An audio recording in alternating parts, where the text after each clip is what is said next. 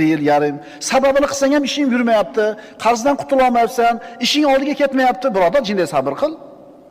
Ozgina sabr qil. Qushni rizqini bergan senga bermaydimi?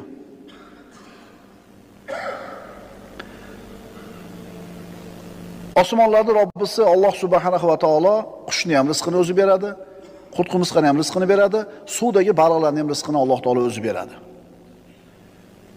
Sen bo'lsa siqilib rizq topaman deb nima g'amlarni qilib yuribsan? Rizq topaman deb nimalar bilan qalbing band? Rizq topaman deb nimalarga o'zingni urib yuribsan? Rizq topaman deb qayerlarda yuribsan? Albatta birodarlar, takror aytyapmiz.